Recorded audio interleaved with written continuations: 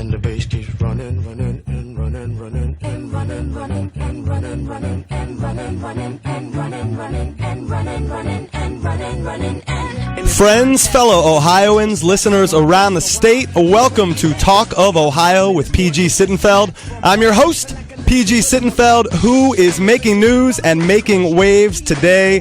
So glad that you are with us for the next half hour. I am a Cincinnati city councilman by day, but for the next half hour, I am just here to be part of the conversation as we broadcast on News Talk 1490 WERE in Cleveland and 1230 WDBZ The Buzz in Cincinnati. And when it comes to state and national issues, we have got you covered. Want to introduce my co-pilot here in studio. She is my right-hand woman. How you doing today, Tamaya Denard? I am awesome. It is great to excited. I'm excited too. So this is our official launch of Talk of Ohio. And we're delighted to have everyone listening today. We have a great show for everyone, and there's always so much going on.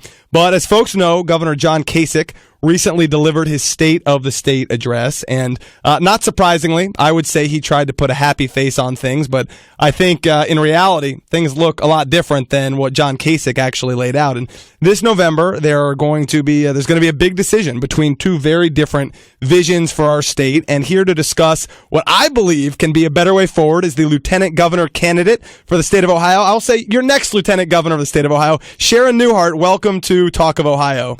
Thank you very much, PG. I'm happy to be here. We are delighted. And so our sister program, Talk of the Town, we have had governors and senators and mayors and congressmen on that show. But we want you to know, Sharen Neuhardt, that you are officially our first ever guest on Talk of Ohio. Oh, wow. I didn't know I was getting that honor. You are, and we are delighted that you're here. So, Sharen, a few minutes from now, maybe we'd love to hear your response to John Kasich's recent State of the State speech and get into some of the big issues on the campaign this year. But, starting out for folks, you reside in Dayton, so folks sort of more in the southwest corner of the state know who you are a little bit more. But for folks who don't know a whole lot about you, we'd love to just, start out by hearing more about how you grew up and sort of what was the path that led you to be the woman that you are today.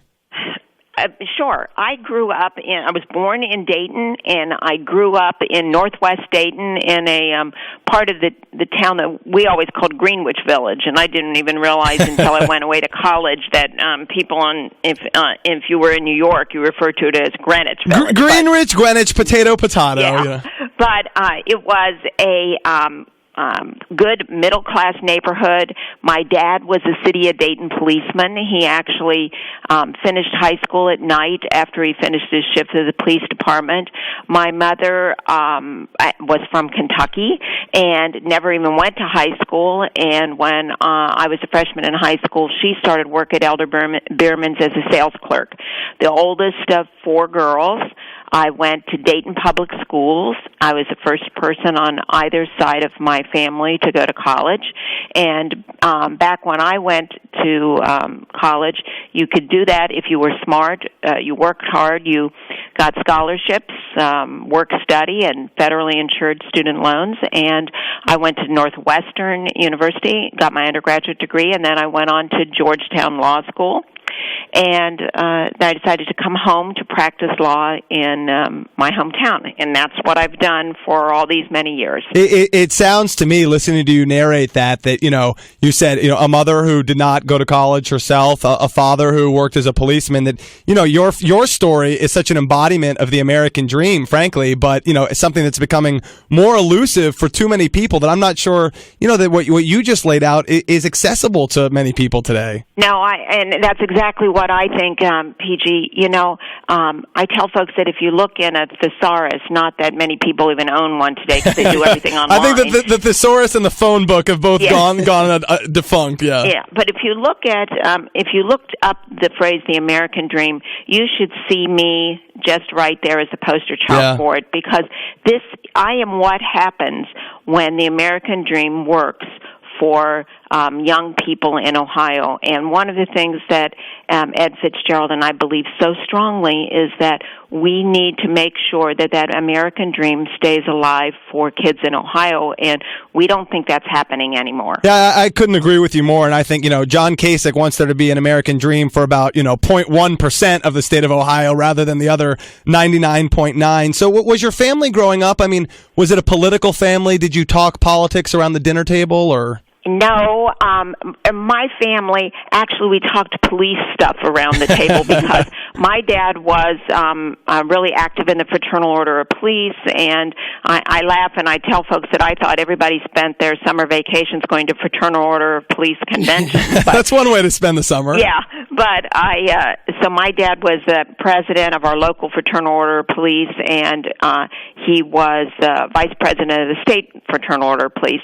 So we talked a lot about just issues and working issues, and people say, well, you had a lot of labor in your background and you're growing up, but I mean, I grew up in a neighborhood where everybody was working at.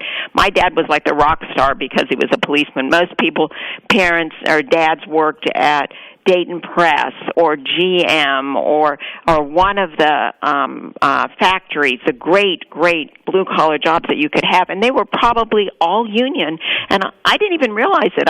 They were just my neighbors. So I kind of grew up with that in my DNA, but it was just because they were our neighbors and friends. We are talking with Sharen Neuhardt, the lieutenant governor candidate for the state of Ohio. And one more question, Sharen, sort of in terms of the early years. I mean, I guess so you grew up in Dayton, you went away you got into terrific schools, a great college, a great law school. You decided to come back to your hometown and give back there. At what point did you start to sort of feel an itch for public service and, maybe getting involved in politics?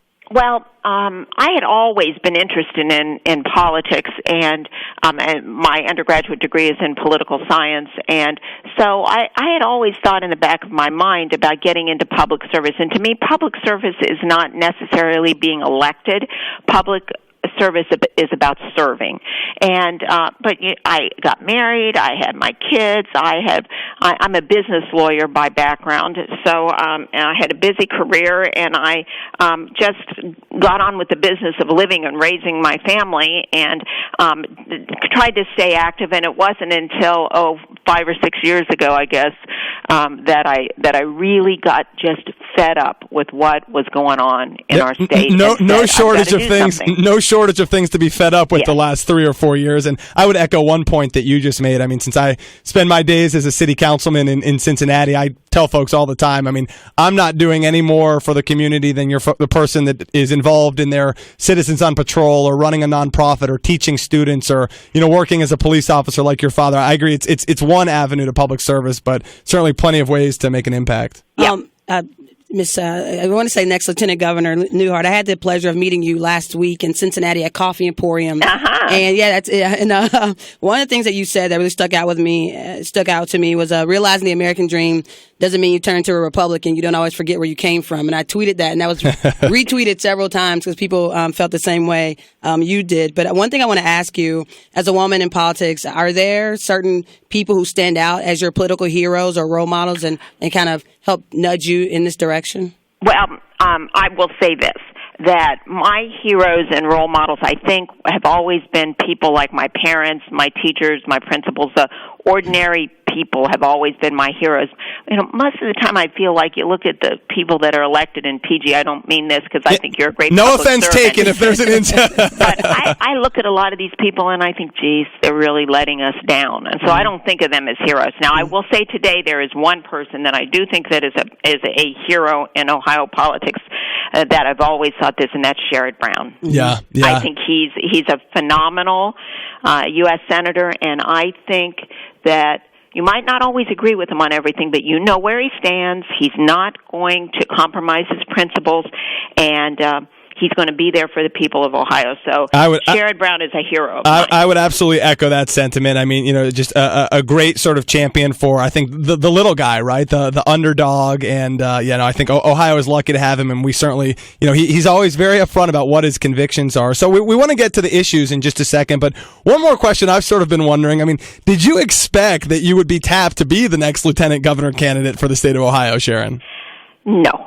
I mean, if you have been, and I think that there's a lot of politicians that think that it may be their due to get something like this. Right, If you've been in public office for 20 or 30 years, you think that.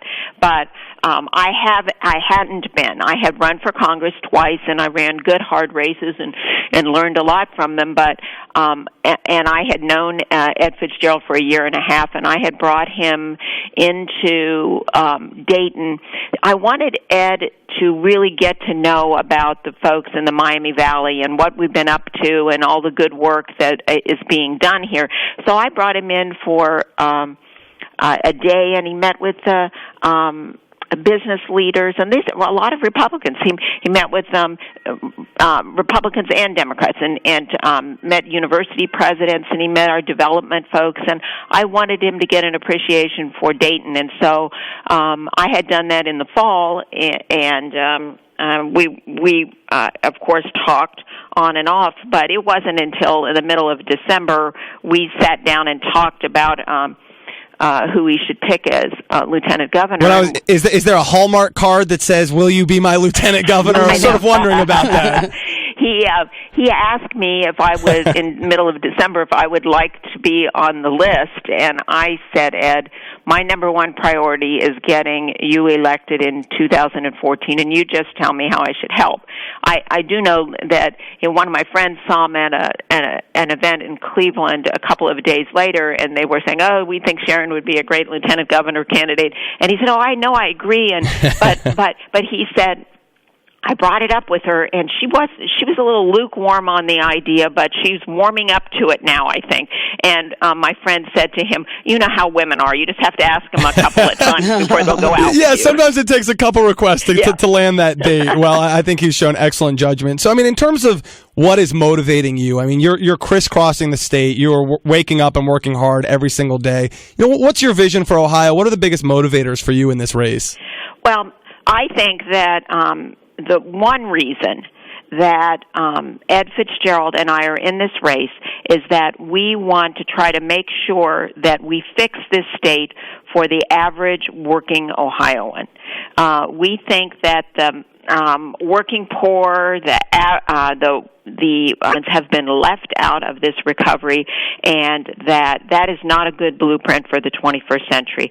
So that's why we're in the race, for the average Ohioan, not for fixing the state just so that the wealthiest people in the state are doing fine. Well, and I think, whether it's folks listening in Cleveland or folks down in Cincinnati where I represent the citizens, I mean, for folks to understand the impact that John Kasich is really having on their communities, and I try and remind people of this every time, and this is not an especially ideological or partisan assessment. This is a set of facts. The city of Cincinnati has had a $20 million hole blown in our budget this coming year by John Kasich's raid on the local government fund. Jobs Ohio, I think, has been, completely scandal-ridden and has not been good for Ohio's economy. We can go back a few years further to Senate Bill 5 and him trying to take away the collective bargaining rights. So I just remind people of these facts, and it's a scary proposition to think about what 4 more years of John Kasich would look like. So the governor gave his State of the State speech last week. What was your sort of reaction to it?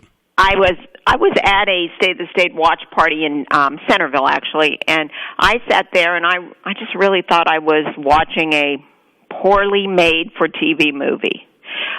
It didn't sound like the reality that I think a lot of folks are feeling. No, I looked and I thought to myself, this guy isn't even on the same planet as most people I know, because he's talking about a prosperity that all but the wealthiest Ohioans are not seeing.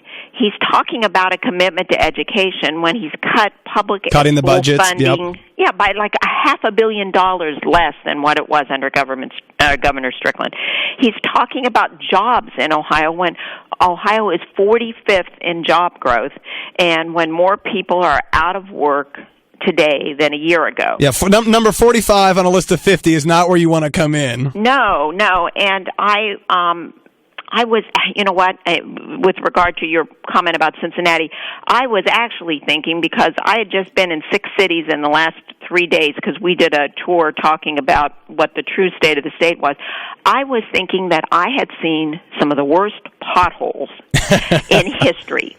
And I was. Hey, when John Kasich yanks $20 million, this is as a city councilman, these are the dollars that we use to pay police officers, that we use to pave streets. I mean, the most basic of the basic services.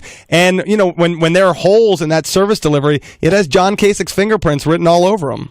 That's right. And I saw these potholes, and I thought, how are the people in Cincinnati ever going to have money to fix those potholes, because John Kasich has taken it away from us? We should have a dedication. It would dedicate the John Kasich pothole somewhere. That would be a great thing, in Cleveland and Cincinnati and in places across the state.